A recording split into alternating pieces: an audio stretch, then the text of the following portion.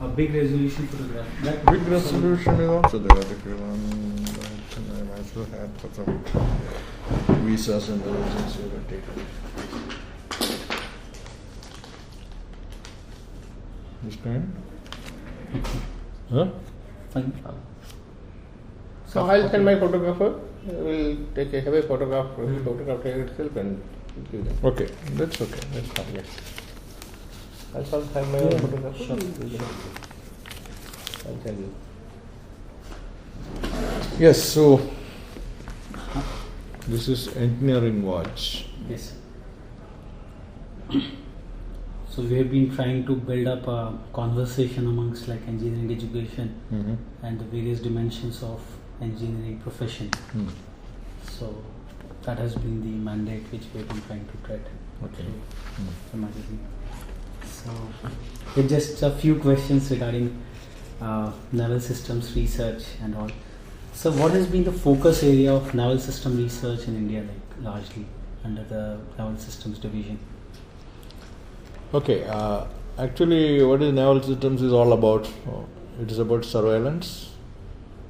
Surveillance means looking for movements, looking for objects, looking for enemies naturally in and around our coast and in our economic zone of the sea. Because we have about 7,000 kilometers of coastal line. So that is basically the surveillance. And once you do the surveillance, you detect, then you have to classify whether it is a friend or an enemy and take a decision as to how you tackle it. So what do you need? The surveillance equipment and then also equipment for really engaging him or tackling him. So we need weapon systems, we also need sensor systems. Okay. So weapon systems also do come under the purview of Weapon naval systems for the Navy. for the Navy. For the Navy. Okay. Namely the torpedoes, mainly torpedoes and mines and decoys. By decoy we mean supposing the enemy is attacking us, our ships or submarines, there are several ways of escaping. One is by our own maneuver. Another thing is you deploy a decoy and do a deception techniques. What you do in land warfare, you see camouflage, concealments and deception. Similarly, some deception techniques by deploying a decoy, which the weapon will misunderstand to be its target and go towards that, and during that time we can escape. Then the third aspect is the materials or construction for the naval ships and submarines, protection against corrosion, then technologies for reducing the signature of our own platforms. How we detect enemy is based on its signature. So if we don't want to be detected, we also need to reduce our signature. So what are the technologies required for this in underwater situation? So these are the main aspects of naval system technology. Okay. Fair enough, sir. Seeing the importance of coastal, I will say, are huge coastlines and the importance. What percentage of the focus of DRDO research is on naval systems, like out of the 11 divisions which we have? So what is the percentage focus on naval systems research in terms of budget, in terms of other focus that way? Well, as we can say, it is about 10%. 10% of the overall. Okay, fine. And comparative to the various other divisions of DRDO, like how the Naval Systems Division fare through, like in terms of delivery, in terms of its excellence across the 11 tactical divisions which we have? I do not want to compare with other divisions because each division by itself is a different cup of tea. The development of an airborne system, the clearance process itself is such a long system. I mean, to get the operational clearance of an airborne system, qualifying for a flight itself is a long-drawn process. You cannot compare that with some other system. But being a chief controller of a division, like even under the umbrella of DRDO, like how would you? I can say from this angle, for example, we have successfully. See, there are 3 dimensions of naval operations. One is on the surface of the sea, another one is underwater, and another one is from naval helicopters or aircrafts. So the 3 dimensions. As far as detection technologies are concerned, we use what is called a sonar, like the radar, sound, navigation and range. We have total mastery on the surface ship sonars. I mean, Indian Navy has been using for last couple of decades, they have started using our own sonars. And generation by generation, as technology is advancing, we are upgrading our own systems and coming up with newer and newer systems for the new class of ships that is coming.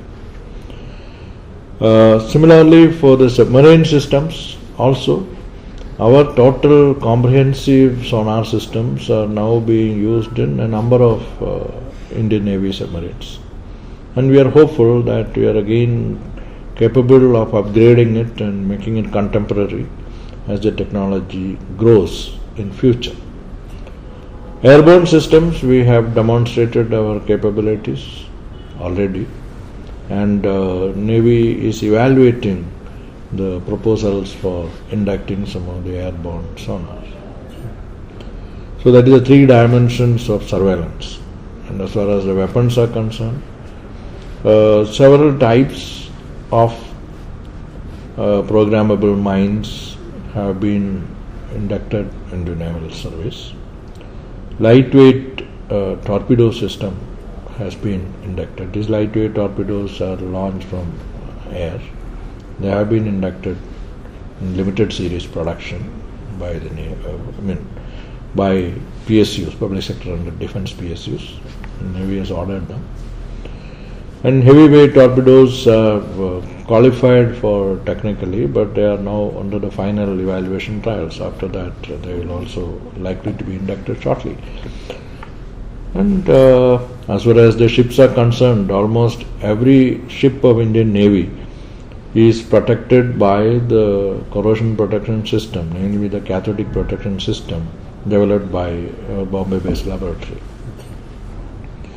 Similarly, anti-corrosive paints, the superstructure paints are all going from our own technology. But now there are so many other industries have also come into being. A large number of industries have taken over this technology purchased this technology from DRDO.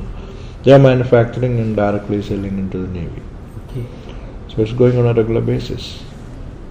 So what percentage of self-sufficiency has our Navy acquired in terms of the surveillance and weapons and out of our indigenous research? No, you cannot say percentage in this case because platforms are very expensive. No? If you say platform cost and cost of an equipment, there is no point in making a percentage. Okay. That's why I'm saying, as far as surveillance is concerned, protection of the materials is concerned, and weapon systems are concerned, everywhere we have registered our presence. And our systems have got into this service. But what happens is, today, see, after all, whatever we do is to avoid or to prevent a hostility. So therefore, whatever we purchase sometime or other will all be in stock. Okay. So unless they go obsolete or their life is expired, you don't replenish them. When you replenish them, we will use the indigenous products. So putting it the other way around, like how soon we can think like we will become self-sufficient to a fairly large degree? So that way, today, if you look at, we are self-sufficient to about 60% in naval systems. What I'm saying is, supposing some of these weapon systems like torpedoes or mines, which you have purchased long back, they all have a lot of shelf life. True. And we wish there is no requirement of using them. We don't want any conflict to happen anywhere. So they are only deterrents. So what happens is, as long as they have the life, you don't need to stock more. But as their life gets expired, they are actually disbanded, then you introduce new things, you will use our technology. Similarly, ships. You have old ships, you have new ships. When the new ship comes, all the equipment may be Indian.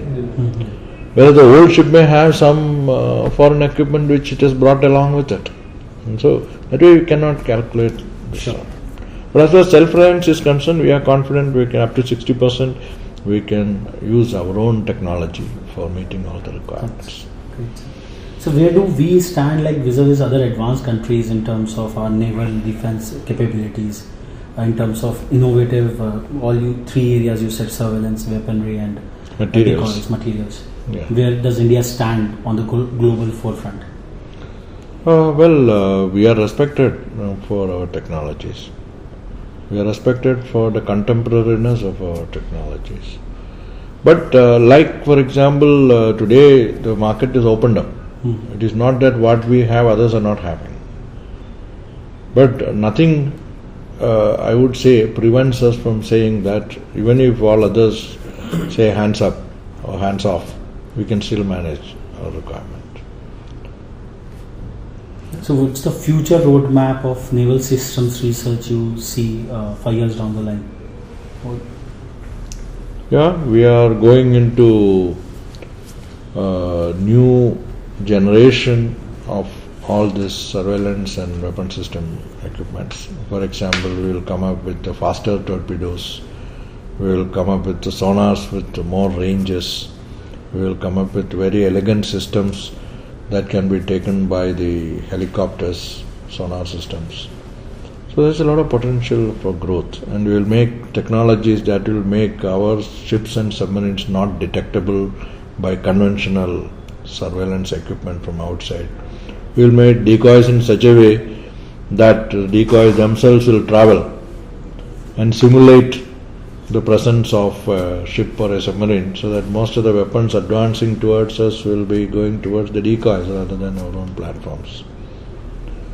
Then of course we can always think of coastal surveillance as a major initiative that we are taking. Several agencies in the country are working on coastal surveillance. DRDO's aim is to provide the total requirement of coastal surveillance equipment indigenously. The reason is that we are having a very vast coastline. So if you depend on imported systems, then it will cost a lot for the exchequer. So therefore, we have to make indigenous systems performing equally well or better compared to the foreign imported equipment. So that job is on. So that's going to be a major area where we will make impact in the country's mind. Great. So what are some of the key challenges like which naval systems research faces in terms of policies, people like the human manpower induction and ecosystem, other stuff, like what are the key challenges you've been facing? Policies have been, I would say, most favorable. Our Navy is highly proactive for accepting indigenous capabilities and technology. The Navy believes that their equipment is their life, and having confidence in our own equipment and having organization at DRDO who will immediately come and solve any of their technical issues is a plus point for them, and so they do accept indigenous equipment. That's a very good sign. And as far as policies are concerned, I don't find any difficulty. As far as people are concerned, we work in very close arrangement and synergy with the naval team. And in fact, all of our laboratories have naval officers working in the laboratory. And when we want additional support, they give that. And also the synergies are unlike any other system. We cannot try out any of the equipment or systems without having the support of the Navy. We cannot go to sea by ourselves. See? We use naval ships for carrying our equipment. We need them for conducting the test. And they certify the result. They give us the data. Of course, our scientists do go along with them. But it's a very close, as a single family, we work. But the issues are that every trial and testing is very expensive and time consuming. Because laboratories are just not sufficient. We need to go into outer sea, Sometimes you have to wait for the season. For example, during the monsoon, the sea is very choppy. No trial can be conducted. So if you miss, say supposing you have to do certain trials in the month of May, if the monsoon comes 1 week in advance, then you will have to wait for 6 months. So this affects sometimes the time required for completing a project itself. And by the time of the 6 months, your equipment you have to maintain, upkeep. Sometimes ships will have operational duty, you will have to remove it from the ship and again fit it back. So these kind of difficulties are there. But otherwise it's I would say it's a very healthy system that we have in the naval group. So what is the background of the cadre, research cadre in the Naval Systems Division? The scientists and the engineers who are working, their backgrounds, and like apart from the other divisions of DRDO, what attracts more them towards Naval Division? Like what all excitements they have comparative to the other divisions over here? One thing is the naval group is known for the number of systems it has gone into services. So that gives them a feeling that yes, we mean business. Another thing is that this laboratories are comprehensive laboratories. As I was just mentioning, we have naval people, navy people there, we have research scientists there. So there's a close relation between the service, the user and the researcher, plus the industry. Because in some laboratories, even the industry's people are participating right from the beginning, because so that we can save on the time, to absorb the technology they are working together. So the synergy is there. That is some very good attractive point for the scientists. So coming to your personal long-standing career in naval research, what have been your key fulfillment areas in this long journey which you have been pursuing out here? Well, I am not that way totally in the naval systems. I started with missile group. For about 10 years I was in the missile group at DRDL. And then I moved out to naval systems in Cochin. There we were looking at sonar transducers and material science. These two have been my focus areas. Then I moved out to Ambarnath, another naval laboratory. There I was looking at fuel cells. And that is now coming up as a big system. Okay. There is an air-independent propulsion system for submarines. I am very happy that this one program which I have been able to push is almost coming to a reality. And so using fuel cells we will be propelling the submarine so that the underwater endurance is enhanced by several days. The success of a submarine is how long it can remain underwater without surfacing. In the normal case, for charging the batteries, they have to come up to the surface, then run the diesel engines, charge the battery, again go down, because underwater they have to use battery. So once you have this so-called AIP systems, they can remain underwater for several days. So this project was personally considered and pushed by me for Indian Navy. So that is something which gives me satisfaction. Yeah. So just to quantize, like they say, on a scale of 10, what would be your contentment index as a part of defense research career? Say 2/3 of my life so far has been in DRDO. That explains it. I would say it's around 9 out of 10. I'm fully satisfied to be here. That's pretty good. Yeah. So last, what message you would like to give to the budding technocrats, so that they see career in defense research as one of the most sought after one? Yeah, for those who are willing to take a challenge, those who are wanting to do things which others have not done, and for those who want an opportunity in terms of financial support, administrative encouragement and peer promotion, this is the place. This is not a place for routine thinking, this is not a place for routine activity. But if you are looking for other benefits more than these parameters, then I don't know, they have to take a call. But for those who want to really take a challenge as a profession, as a technocrat, as an engineer or a scientist, this is the place. Thanks a lot, sir. Thanks very much. Can I have your cards? Yes, sir.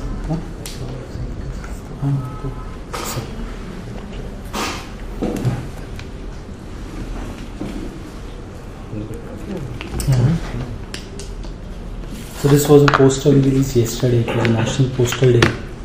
Oh, So we felt it to commemorate it through the postal stamps which have. oh, sorry. Yes. Give another one. Please. Some sticker on it. Okay. This. And then it is near.